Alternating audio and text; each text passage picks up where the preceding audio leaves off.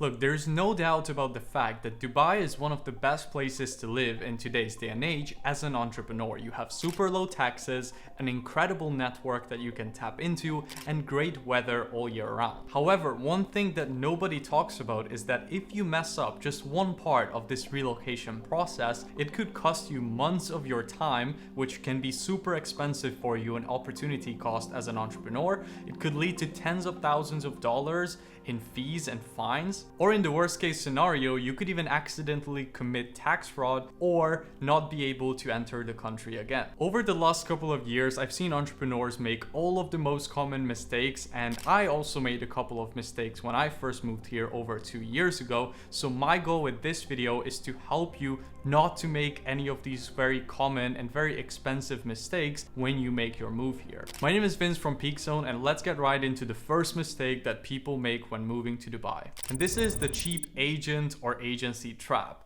A lot of people see these ads online that advertise a full Dubai company set up for $1,000 or $2,000 or maybe even $3,000 or $4,000. And oftentimes what happens with them is they pay this company and they either disappear from the face of the earth, or they end up in a bureaucratic nightmare for months and months on end, only to get a company at the end of this process that has issues with opening up bank accounts. Maybe you will have issues with converting your driver's license, and you will just not end up with an actually usable company at the end. So you want to avoid these super cheap company setup services, because more often than not, you will just really struggle with them and you will have to make a new company anyways at the end. So oftentimes it's just wasted money. But on the other hand, there are also service providers who will quote you $25,000 or even $50,000 for simple Dubai company setup and helping you get residency and bank accounts. And you also want to probably avoid those, because even though you will most likely get an actually functioning company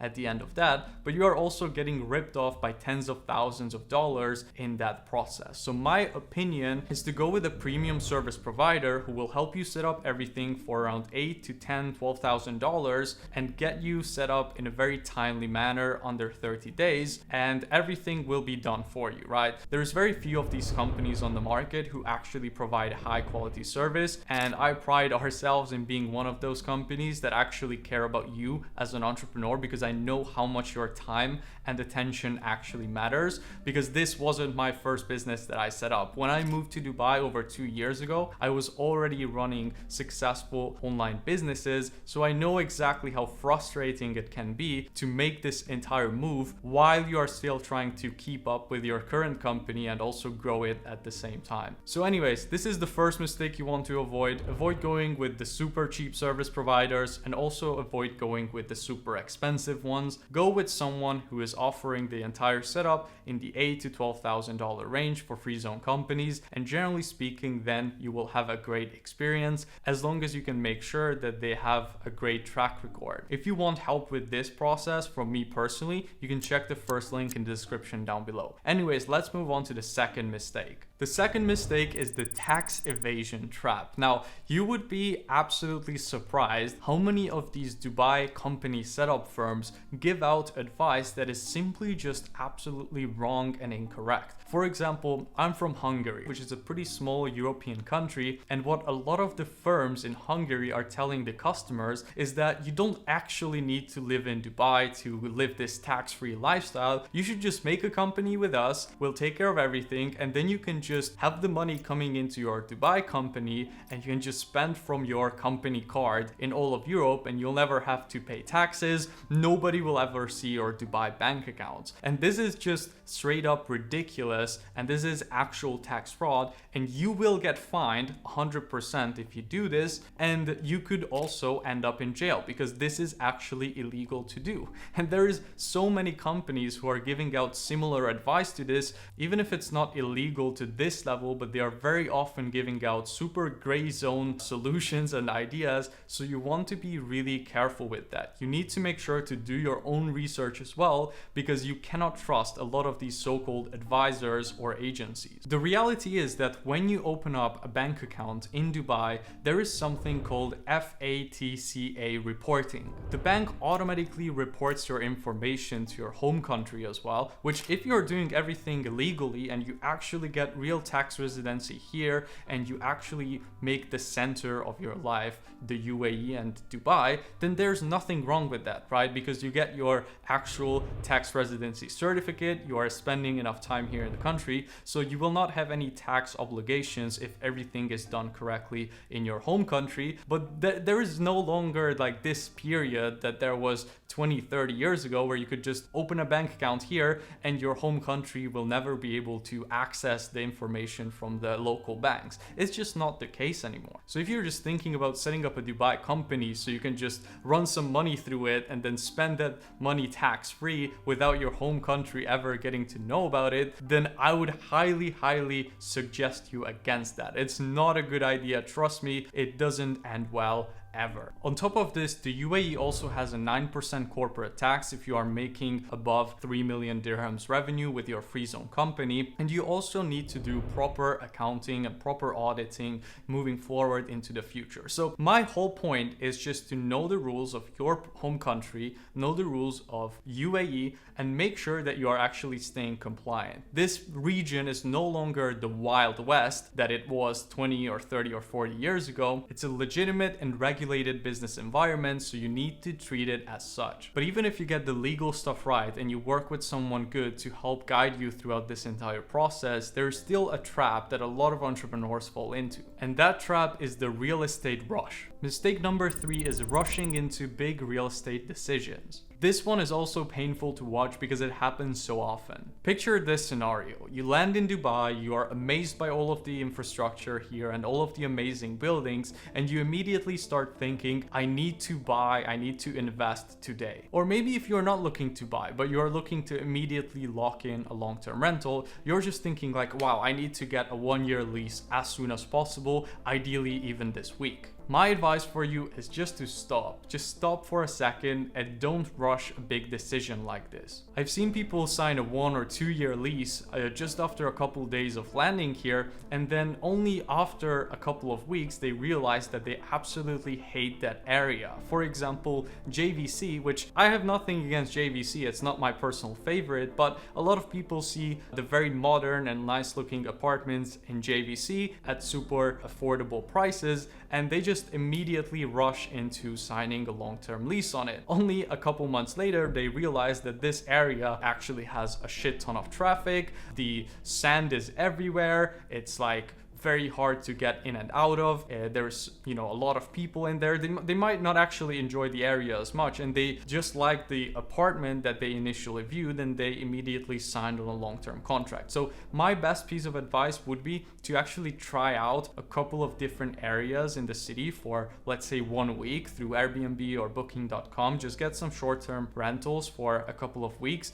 try out some different areas and see which one is actually closest to you, so you can make the right decision for the next year or 2 years to come. But the buying mistakes are even worse than this. You don't want to think that you can just pick any project that's on the market right now and immediately double your money in the next year. Maybe you could have done that, let's say 5 years ago, because pretty much anything you bought 5 years ago has doubled since then, but it's no longer the case. The market is a lot more mature now. There's a lot of projects on the market by a lot of developers, and you need to be very strategic with where you invest and with who you invest if you want to make sure that your money is safe and your money is actually going to appreciate and your investment is going to grow. Again, Dubai moves fast, but that doesn't mean that you should as well with your investment decisions. It takes time to understand how the entire city works. It takes time to understand how different areas work and what it's like to live in each one of them. And it takes time to understand the lifestyle differences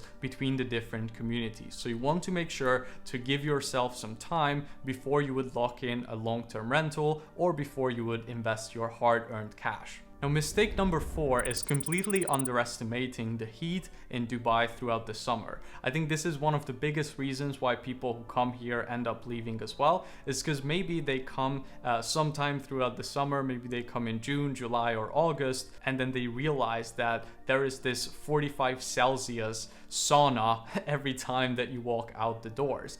And this is something that if you are not used to in your home country, you will be turned off by it very easily. So my best advice would be that if you are moving here, try to arrange your move in October, let's say, right? Or November or December. so that you can actually enjoy those winter months when the weather is amazing here. And then you want to stay until the end of May or so, or maybe beginning of July, if your freedom allows you to actually travel while running your business. In my opinion, the best setup you can have is to be here in Dubai from, let's say, middle of September until like May or so, or end of May. And then in the other months, you can be all over Europe, you can go to Asia, right? Wherever you want to go, and just enjoy the weather there as well. Now, I'm not saying that you cannot get used to the summer heat, because definitely there's millions of people, right, who stay here even in those months, but it's just something you actually want to be mindful of, especially if you're not used to those very warm weather conditions. However, one thing you do want to keep in mind though is that you do get the best rental prices throughout the summer. So maybe you can try to rent your apartment maybe in August or September,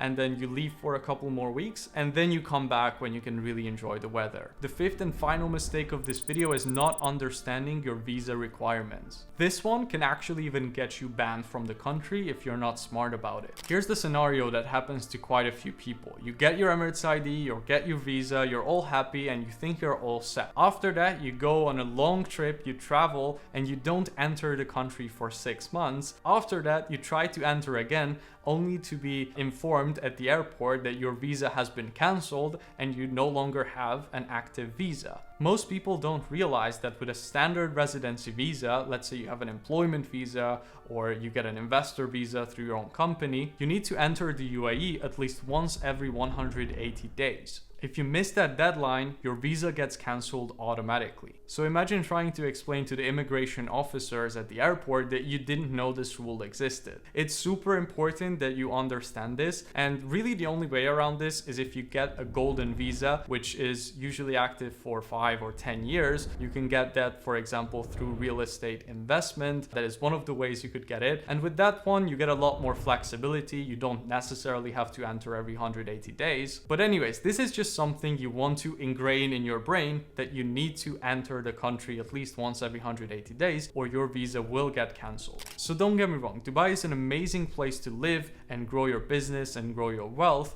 if you do everything correctly. But these 5 mistakes can turn your Dubai experience into a nightmare if you're not cautious. So again, make sure that you hire the right company to help you with your company setup. Make sure you understand your tax obligations and tax residency rules, and you don't want to accidentally commit any sort of tax fraud. Make sure you don't rush into big real estate decisions. Make sure you understand the power of the summer heat and you plan around it. And make sure you don't ever violate your visa requirements. Again, the good news is that every single one of these mistakes can be completely avoided. Now, if you are serious about moving to Dubai, opening a company here, getting bank accounts, getting residency, and just relocating your center of life here so you can save a bunch of money on taxes, enjoy the amazing weather and the amazing infrastructure that this city can give you, then feel free to check out the first link in the description down below, where you can book in a free strategy call with me, where I can show you how I can help you with this entire setup, in most cases under 30 days. I really hope you enjoyed this video. If you want to see more content like this, make sure to subscribe to the Peak Zone channel,